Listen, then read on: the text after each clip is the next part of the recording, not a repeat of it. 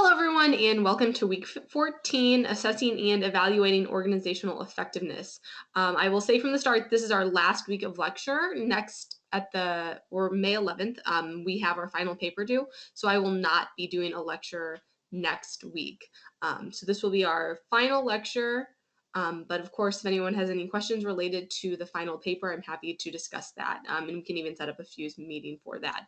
Our outline for this week, we have two readings, one article and then one from the book.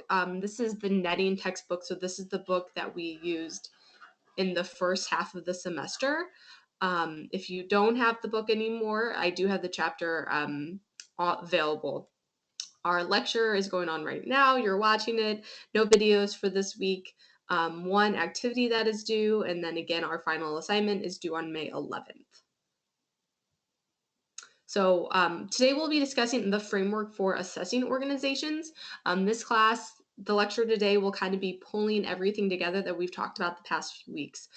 So a lot of what we'll be discussing is kind of review, just again, pulling everything together related to a nonprofit to see what in general are the things that we look at when we're assessing an organizational framework, kind of looking broadly at an organization. So we'll be assessing the organization's environment, which is what we talked about last week, and then assessing the organization's internal structures, which is what we talked about a few weeks before that.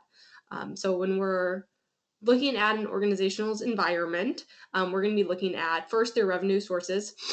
So we discussed how different organizations receive revenue in different places, and it's really important to know where that money is coming from.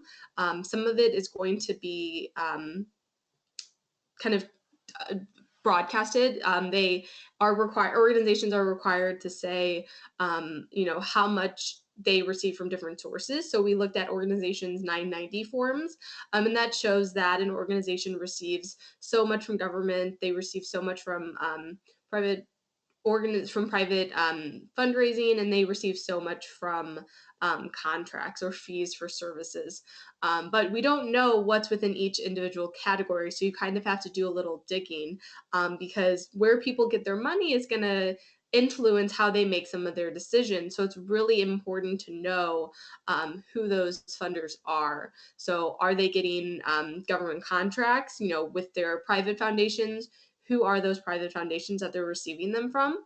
Some of these you'll be able to figure out on the organization's website. If they have event sponsors, you'll see that, Ameren, Missouri was one of our sponsors, and you can see that they received so much from Ameren, Missouri. You might not know exactly how much they received, but you can see the different levels of funding. If you look at organizations' newsletters, it'll show, okay, this is the $100,000 funding level, this is the $20,000 funding level, etc. So just being aware of where they're getting their money is always really important to be aware of. Also looking at people's relationships with collaborators and competitors. When you're in the nonprofit sector, other nonprofits really can either be collaborators or competitors. And this is definitely something that several people mentioned in their Forces for Good paper, is when you have nonprofits who are doing similar things as yourself, a lot of times these nonprofits see each other as competitors. Kind of is the case, kind of isn't. It really just depends on the nature, but a lot of times these nonprofits really are competing for government grants. That's the biggest one, is they're competing for grants. I worked at a child welfare agency, and the foster care case management, I probably mentioned this before, but foster care case management is contracted out. So the state pays for the foster care case management, but the actual case managers are privately employed. So the organization that I worked at was a nonprofit. They had a foster care case management grant that they received from the state of Missouri, and they competed with other nonprofits to receive that case management grant. So in that case, they really were competing with other nonprofits. It's hard to collaborate with other nonprofits when you're competing with them for money. So that's a huge one, is government contracts. You're also competing with them, for volunteers. If a volunteer wants to work with individuals with disabilities, there's going to be, okay, should I work at this organization or should I work at this organization? Both of them are working with kids with disabilities, but they kind of have to the organizations have to compete with one another for the individual volunteers, for their time, for individual donors. If donors are very passionate about a certain cause, they can only fund one agency. So there really is some competition between the funds. Someone mentioned this in their Force for Good paper, and I liked it. It's the idea that a lot of times this competition is really at the higher end of the nonprofit, but that doesn't mean that you can't collaborate with one another, especially on the direct service provider level. It's really important that we are collaborating with our fellow nonprofits. If you're doing similar things, you can learn from each other. You can have joint training sessions. You can share resources because although you do similar things, you're not doing the exact same. So it's important that we are sharing resources and working with one another because we can do different things. To facilitate growth for the clients that we're working with. Um, it's also important to look at the diversity of the organization's providers and the services that they're providing. This is both looking at the environment of the organization, but this is could go under the internal environment of the organization as well. So it's really important to look at for an organization, their employees who are providing services. What do they look like? Do they look like the client with regards to age, race, gender, abilities? So again, having a board that's diverse and representative. If you're an organization that works with individuals with disabilities, having an individual with a disability on the board is really important. But also having direct service workers who are similar to the clients that they serve as well. A lot of substance abuse treatment facilities have people who are in recovery who are providing direct services. Um, People who have a domestic violence shelter have former domestic violence individuals who are providing the services. It doesn't mean that they have to be providing all the services, but having some representation from them so that the services are really competent, culturally competent to the population that you're serving. With regards to race, there really has been a lot of research showing that individuals who are working with someone, have a service provider who's their same race, do have higher satisfaction. Part of that is just understanding the culture, and they're able to adapt their methods and be more culturally competent in working with them. There's also, we have to be aware that there are groups in the country who have been mistreated historically through many, many, many years. And they're going to be distrustful of individuals who don't look like them. So it is important that if we're, given, let's think about Native Americans and given the very terrible history of whites with Native Americans. If I was a Native American, I probably would not trust a service provider who didn't look like me. I shouldn't trust them. They've treated, my family terribly in the past, and it's important that we have a Native American service provider who's working with them who can understand the culture and just develop that trusting relationship. If we think about, obviously we can think about this in a lot of ways, but another way we can think about this if we're a foster care case manager and we're working with a family and providing parenting skills for someone. If I don't have a child as a foster care case manager, maybe this family is not going to trust me as much because I don't have a child and I don't fully understand what they're working with. Sorry. So we just have to take all of these different components into mind when we're thinking about the diversity of both our providers, but also the services that we're providing as well. Do we have cookie cutter services that are not going to be applicable to everyone, or do we take cultural competence into the services that we're providing as well? We also need to be aware of the characteristics of our clients. Again, not only looking at what do our clients look at, but making sure that that they have adequate access to the facility. Do we have barriers in place that are going to prevent individuals from accessing our services, with regards to where we're providing services, when we're providing them, the facilities that we have. There might be barriers related to transportation or distance or abilities that are going to prevent individuals from accessing the services. So we have to make sure that we are providing services in a way that are going to be able to be used by a wide range of individuals. What we also have to be aware of is how many or people are we serving and how many individuals are we able to serve. A lot of times we have situations where we're going to select our clients very differently depending on how many clients we have and what our capacity is. So I experienced this when I worked at a child welfare agency. We worked in a program, let's say that we were below capacity. So we could serve 50 people, but at this given point in time, we were only serving 30. So that meant we needed to get more clients because our funding levels were based on the number of clients that we had. So in that situation, we had very loose eligibility requirements. We were going to take anyone who walked in the door and met the basic eligibility. We were going to take them in because we really needed to make sure that we had reached our 50 clients. However, in situations when we had as many clients as we needed, we had a waiting list. We're going to be a lot more selective in the clients that we're taking in. And this is how a lot of organizations work. We have to be aware of how do organizations select their clients? Is it a first come first serve? When people are put on a waiting list, they're one in, one out. So when someone leaves, the top of the person on the waiting list is put in there. Or is it that people are given preferences based on different characteristics? And this is really going to vary based on the organization.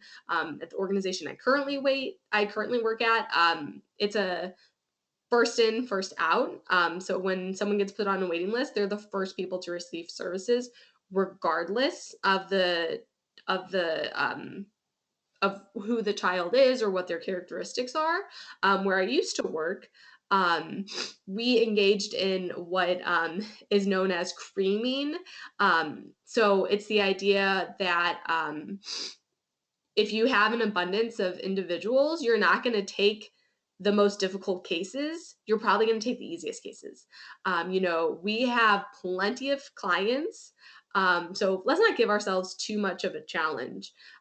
We don't need to serve the most needy. It's going to take a lot more time, a lot more resources. So we're going to cream off that top. When we're looking at our waiting list for our next client, we're not going to take the person at the top. We're going to take the people who are going to be the easiest to serve. So in this respect, when we have uh, low supply of services, maybe the number of treatment beds in a substance abuse treatment facility, we only have one treatment bed available. Do we want to give that bed to an individual who probably isn't going to use it, who probably isn't going to, have beneficial outcomes for treatment, or are we going to give that bed to someone who's going to be more likely to be successful? There's really pros and cons of both situation, but we do have to be aware that a lot of organizations do participate in creaming. So if we think of, doctors who don't take Medicaid patients, there's lots of doctors, psychiatrists who don't take Medicaid patients because they don't get paid as much. They don't have to take Medicaid patients. They have plenty of patients as it is. They're going to take the people who are able to pay the most. Charter schools are like this. So charter schools are designed to help kids in low income areas, but charter schools typically take a lot of charter schools. It varies based on the school, but some charter schools take the best kids. They take the kids off the top. The kids who have the highest standardized test scores are going to be the ones who get entrance into the school. It just really varies program to program. So it's really important to be aware of how clients are selected, what's the eligibility requirements, and how do clients get screened out? Because a lot of times, and I definitely observed this where I used to work, is the clients who were most in need of services were the ones who were screened out because they were observed as requiring too much help. We don't have the resources at this point in time to help this family, so we're going to take someone who's a little easier and more manageable. So when we're assessing the relationship between our clients and how we select them, we have to realize that there's a lot of groups who are underserved. So if we're thinking about adoption or foster care, there's far more kids than there are families. So the kids who are frequently more difficult to place in a foster care home or more difficult to adopt are kids who have special needs. So kids with disabilities are much more difficult to get placement for than kids who don't have disabilities because there's just not enough homes for them. We're thinking about families who are in need of counseling. long waiting list. Kids, families who don't speak English might be more difficult to provide services for, partly because you need counselors who speak that language. Having counselors who are counselors, so individuals who are trained in counseling and who speak another language, is very difficult to find. So families who don't speak English are going to have to wait longer. If we're looking at substance abuse treatment facilities, individuals who are low income, who don't have insurance or are in Medicaid, are going to wait a lot longer than individuals who have insurance, who have private insurance and are able to pay. This is the reality, but we do need to keep this in mind when we are assessing organizations. Um, it's not necessarily ethical to place someone on a waiting list because they don't have insurance versus someone who does have insurance. But it is the nature of the business because nonprofits have to operate like for-profit businesses. If they're not receiving money, if they're not receiving payment, then they cannot continue providing the services. So there is some give and take there. But it is the reality of the situation. When we are assessing the internal environment of an organization, really everything starts with the mission statement. We will talk more about mission statements later, but everything starts with the mission statement. So we have to look at the mission statement and we have to look at the authority of the board of directors. So when it comes to authority for the board of directors, this can look at, is this a private, nonprofit, or public agency? So just looking at that, like who has the authority here? But there's different questions that we can ask to assess the mission statement and the authority. Is there a set of bylaws? Are the board members, if the director, are familiar with the bylaws? You'd be surprised. A lot of nonprofits probably know, is there a mission statement? There should be if it's a nonprofit. Is it short? It should be something short. Does it convey client outcomes? Are the staff aware of the mission statement? These are things that you have to ask yourself. Are the staff aware of the mission statement? And are the programs and management styles aligned to carry out that mission statement? Everything comes back to the mission statement. If our mission is to provide houses for low income individuals, then maybe we shouldn't be providing employment services. Um, you know, if your activities are shifting away from the mission, then you have to shift the mission. And that's something that lots of nonprofits do. You can change the mission over time. But you just have to make sure that what you're trying to accomplish is in line with what you're actually doing, or else you're not going to fulfill the mission. Program structure and managerial style, we have talked about earlier. So what's the hierarchy? Who makes the decisions? What's the leadership styles for the manager? Do we have competent staff who are completing the tasks as expected? And is there a way to hold staff accountable for their actions? Excuse me. Sorry, I have a bit of a cold, so I might be sneezing a little bit. So accountability, we talked about earlier some financial measures of accountability. So we looked at the ratio of, what's our ratio of program expenses to total expenses? So holding organizations accountable so that they're not spending a ton of money on strictly administrative tasks, but that most of the money is going towards programs. There's also, an effectiveness. We have to consider effectiveness as well when we're thinking about accountability. So that looks at client outcomes. So when we're holding organizations accountable, we're not just looking at how the money's being spent, the strict number of dollars, but is that money being spent effectively? So is that money being spent in a way that we're having positive client outcomes? So we have to consider that as well. And the types of outcomes that are going to be set are going to vary by organization and, again, what their mission statement is. When we're looking at technical resources, we're considering facilities, equipment, IT. Does the organization have a client data system? How do they collect client data? How do they maintain its security? Do individuals have access to it? Do the workers have phones, internet, computers that they all have access to? So this is all part of looking at the internal structure of an organization. We just already did that slide. Add it in there again. So again, when we're evaluating an organization, everything starts with a mission, and it's really important that we are looking at ways our impact of the organization is based on the stated mission. So we're going to look at some example mission statements, but there's a variety of outcomes that we look at to track how clients are doing. We have to make sure that these outcomes are really focused on, are we carrying out our mission? And these mission activities are looking at impact. So, what's the long term overall impact? And to be able to really identify impact, we have to make sure that our mission is stating certain things. So, when you are writing a mission statement for an organization, you need to know that it states the cause of the organization. So, who are we serving? What are we providing? Where are we providing it? What are we doing? And then what change do we want to see? So we'll look at some example mission statements, but making sure that these are in there. These components make sure that we can clearly articulate the impact that we're having um, on our community. If we cannot demonstrate to people that we are having an impact, we're going to have a hard time getting funding. We should have a hard time getting funding. If we are not having an impact or clearly articulating the impact that we're having, um, we cannot maintain the organizational structure. With that, I will say that our secret word for this week is blueberry, like the fruit that you pick. Blueberry, blueberry. So essentially, when we're looking at evaluating an organization, we're going to be looking at different measures. There's different ways that we evaluate the effectiveness of an organization. Um, there's several measures used. Sorry, I'm having internet problems. So hopefully everyone can hear me all right. Um,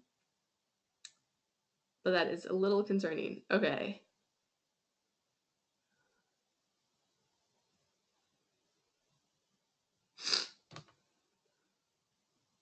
Okay, I'm going to keep going. Um, but there's different levels of measures.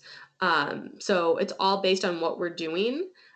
So if we're thinking about capacity measures, so these capacity measures are related to the actions that we're taking. So capacity measures measure the progress of the organization to get things done. So let's think about parenting classes. So let's say we are a we're a child welfare organization. We provide parenting classes to parents who are involved in the child welfare system. So parents might have kids in foster care, so they're mandated by the court to go to parenting classes. So when we're looking at capacity measures, that's the number of people that we serve.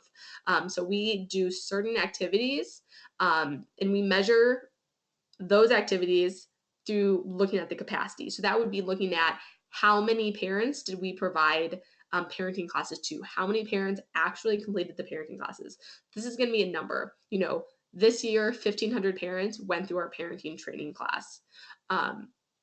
But that just measures what we're doing. To measure if we're reaching our goals, our short term goals, those are going to be activity measures. So this was all in the reading that we did for this week. The activity measures are measuring whether our goals and our programs are having the outcomes that we want, whether we're implementing them with effectiveness. So if we're looking at our goals, that would be looking at if we're thinking about parenting outcomes, that would look at, did we change parenting knowledge or beliefs? So when parents come through this training program, the impact we want to have is that less children are going to be maltreated. That is the overall umbrella that we're looking at. But in order to do that, when parents go through this training program, we have to look at, did we change parents' knowledge and beliefs about parenting? That means when they come through this parenting program, they're learning how to interact with their child. They're learning about child development. What are the child's needs? What's the best way to respond to the child? What does punishment look like? What's appropriate punishment? What's inappropriate punishment? And we're going to be measuring over time, did parents from the start of the program to the end of the program, did they have increased knowledge about how to parent. That would be our activity measure. That is how we can determine whether this program was effective. Parents had more knowledge about parenting their children.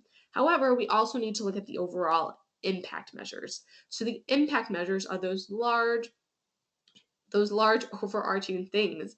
In this situation, it's a change in parenting behaviors. So, did this increased knowledge from the parenting class actually result in the parents changing their behavior? Were less kids maltreated because of this parenting class? So, if we're looking at this large umbrella, we can look at just the number of kids who were maltreated. We can track parents over time. Were parents who were, if all of these parents were involved in the foster care system, did parents who engaged in this parent training program, were they less likely to get a child abuse hotline call in the future than parents who didn't go through this program? That would be looking at the overall impact of this program. So again, when we're looking at these large measures, when we're trying to figure out, is our organization effective? Everything comes down to the mission. Was our mission effectively carried out? And to figure that out, we look at the impact. So we look at, were there less kids who were maltreated because of our parent program? To figure that out, we take one step down and we look at, did parents change their knowledge or behavior from it, which are the activity measures? And then we take another step down and we just look at the number of parents that we served. So these are different metrics that we use, that nonprofits can use, to make sure that they are effectively carrying out their mission. And these are different measures that we look at over time. So obviously the impact measures are going to be something that we're going to have to look at in the long term. What can be very difficult is a lot of mission statements um, don't always have a clear impact. So we have to make sure that the way that we state our mission statement is going to be defined in a way that we're going to be able to measure the impact. So some ways that we can do that, which are, again, this was outlined in the article, make your mission quantifiable. So make it something like, our goal is to reduce the number of children who are maltreated. That's something that you can count. I can count the number of kids who receive child abuse hotline calls. It's a lot more difficult to count happiness. How do you measure happiness? Our goal is to make kids happy. I can bet you that that is some organization's mission statement, really difficult to quantify. So if you have a mission that's not easily quantifiable, then you're going to need to have research backing you up. So if your mission is to make kids happy, what makes kids happy? Maybe kids are happy because they're healthy, they feel empowered, they have high self efficacy, high self confidence. These are things, self confidence, self efficacy, health. These are things that we can quantify. So it's not in our mission statement, but if we're able to measure these things, we can show that, research has found that these things do relate to someone's overall lifetime satisfaction. And we might have to invest in the research to track these things over time. Um, to show that, kids who come through our program from point A to point B, they have higher self efficacy. And from that self efficacy, we can infer that the kids are happier. We can also develop smaller goals to show that what we're providing can be done on a larger scale. So if our mission, again, if our mission is to reduce the number of kids who are maltreated, that's a very broad mission. It's important we can narrow that down and say that we are lowering the number of kids who are maltreated based on the fact that we have these parents from this community in St. Louis going through our training program, and their kids are less maltreated. And from that, we can infer that we're making a larger impact. So now let's look at some specific mission statement examples. This is the mission for Goodwill. I will let you read it. You want to enhance the dignity and quality of life, et cetera, et cetera, et cetera. Finding the impact of organizations can be difficult. I had to dig through some websites to find this information. The closest thing I found for impact for Goodwill was that they had more than 312,000 people placed into employment. Great, awesome. Is that an impact? um, Goodwill would probably infer If we go back to what we just looked at, goodwill would infer by placing those people into employment. Um, Look at the second one. Invest in research to show that specific methods work. By placing people in employment, that's enhancing the quality of life of individuals. So it might not directly be related to the impact, but it is by giving them employment, we are enhancing their quality of life. Um, if we look at the Council for the Prevention of Child Abuse and Neglect, their mission is to educate and strengthen our community to prevent child abuse and neglect. This is kind of where I've gotten my examples for today. Their stated impact is that they've trained 1,150 professionals and volunteers to recognize and report child abuse. Again, similar to Goodwill, they would say by providing this training, they will be able, individuals who are better trained in child abuse, um, having individuals who are better trained will result in reduced child abuse. So it's not directly saying that we've prevented 1,100 kids from being maltreated. It's saying that by training these individuals, we are able to, this is going to result having less kids who are maltreated. Task of Northwest Ohio. I pulled, if people haven't realized, I pulled these from the Forces for Good paper. That's where I got the organization. So try to make them applicable to all of you. Task of Northwest Ohio, their mission is to break the cycle of recidivism by providing XYZ. Their impact that was stated on their website was over 86% of offenders who complete task remain without arrest at least 1 year. Awesome. I think this is probably the best example of an impact statement. Um, you know, remaining rearrest is directly related to breaking the cycle of recidivism. So break the cycle of recidivism is in the mission statement. Their impact, individuals remain without arrest. That essentially is recidivism. So this is probably the closest link. So I think it's a great example. But it's narrowed in focus. So it's the idea that, we're not making it so that everyone in the country has lower recidivism, but we're making it so that individuals who come through our program have lower rates of recidivism, which is awesome. So go back, look at the nonprofit you work at or have worked in the past, and think about, is their mission kind of able to be directly carried out. So for our activity this week, I took my own organization that I work at. The reason I did it is because I had the materials available. I was not trying to make all of you guys give me information about the organization I work at, but I did have it easily available. So I want you to look at Keene's mission. So I posted online our mission statement, and then we have one page of outcomes. We do not do the best job at keeping track of outcomes. So we have one page of outcomes. I posted them both on there. And do you think that the outcomes that I listed, the metrics that we have on our website, are those related to the mission of the organization? The impact, are those adequately getting across our long-term impact? You can think it does, you can think it won't. That's perfectly fine. If it's not, how could we better measure the stated mission of the organization? What are ways that we could make sure that our long-term impact is being adequately shown to the rest of the community to show that we are fulfilling our mission. So that is our activity for this week, due on May 4th. We have one more paper left. Whew! Everyone turned in everything else. Congratulations. You are almost there. The light is at the end of the tunnel. Hopefully you can see it. Hopefully you can vaguely see it. Community assessment paper. This is our final papers due on May 11th. So again, we will not have a lecture next week. Instead, what I will be posting, my goal is to post it by Monday, May 1st. So that'll give you 10 full days is to post an example. I'm not posting a written example, but I will post a video example where I walk through the paper for an example. So I'll post that online by May 1st. And that hopefully will give you an idea of what I'm looking for. Essentially, the goal of the paper is to address and answer your evidence-based question. So everyone has a evidence-based question that you've been working throughout the semester. and your entire paper is going to be built around that evidence-based question. So it's all of this information, more details are online. So it is in the on Blackboard in the community assessment paper folder. So it's a 10-page paper.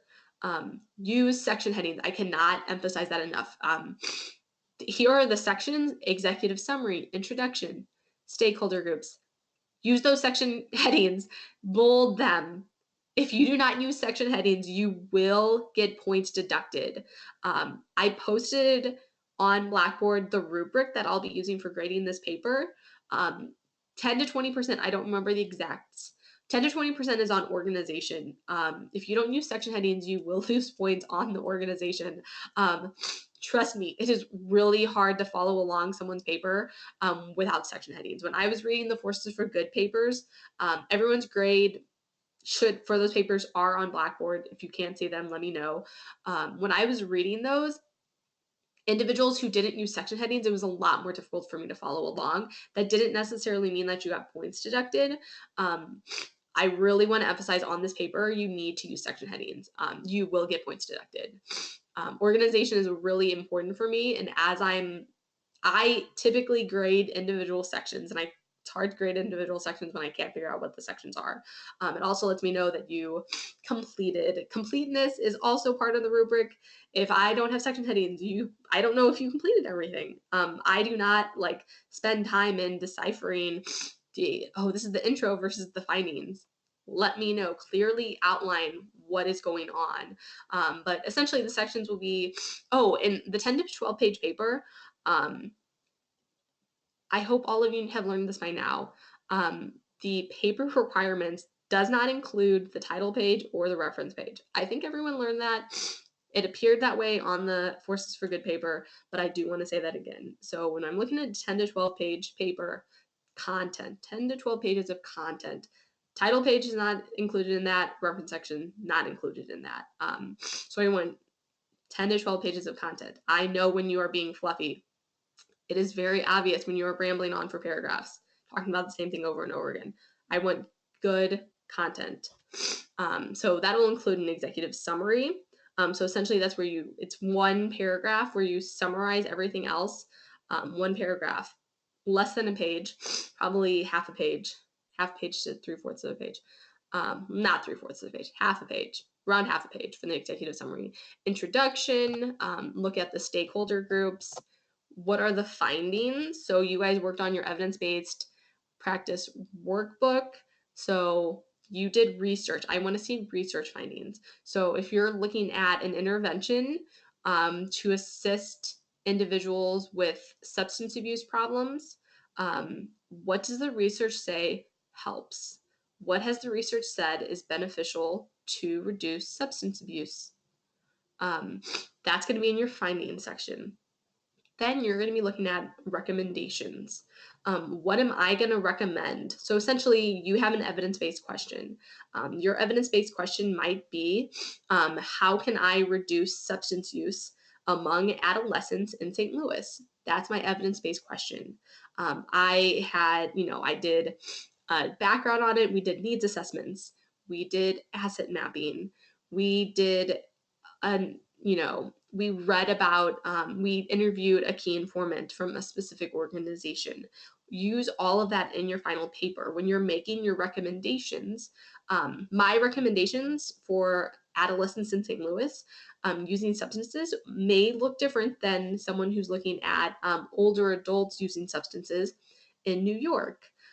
So my recommendations are going to be specific to my group. So based on the findings, based on the fact that cognitive behavioral therapy has been known to work to help adolescents reduce their substance use, I'm going to recommend that this organization train all of their counselors in evidence-based in cognitive behavioral therapy. And from those recommendations, what are going to be the implications as well? All of these are, and then a conclusion. That's on the sheet, but conclusion is optional. So these are your required sections. These are outlined in more detail on Blackboard. Please remember that you get extra credit if you take it to University Writing Services. There are, I believe, instructions on Blackboard for those of you who are not in St. Louis. You can submit it online, so you can do like a virtual meeting with someone from University Writing Services. You do get 1 point of extra credit applied to your final paper. So it's essentially 1 point on your final grade. So if you have a 92 in the class, you'll get a 93 if you've taken this one paper, University Writing Services. I would highly recommend this. I know that the reason people probably don't do this is because they don't have time because they are writing their paper the night before. Please give yourself a few days, take it to University Writing Services. Um, you'll benefit. Every paper, regardless of how good you are at a grammar, can benefit from this. So essentially, you're getting 1 point of extra credit just for going. You're going to get more points because your paper is going to be better if you've taken it to them. I'm also happy to look at rough drafts or outlines as long as you send it to me by May 8th, which is the Monday before it's due. So I just need a few days in advance. If you send it to me on May 8th, I probably won't do a super efficient job at. I'll read the rough draft and give you general comments. If you send it to me a week in advance, it'll be much more thorough. And I probably will even grade it. I'll probably change some grammar on there as well. But if you get it to me, a rough draft or even an outline by May 8th, I'm happy to read it over. And of course, if you have any questions, please let me know. I think that is all we have for this week. I will follow up with an email, and I will also follow up with the video that's discussing the community assessment paper. Email with any questions. If you guys want to meet BFUs to discuss the community assessment paper, I'm happy to do that, or phone call. Hope everyone has a great weekend. I will talk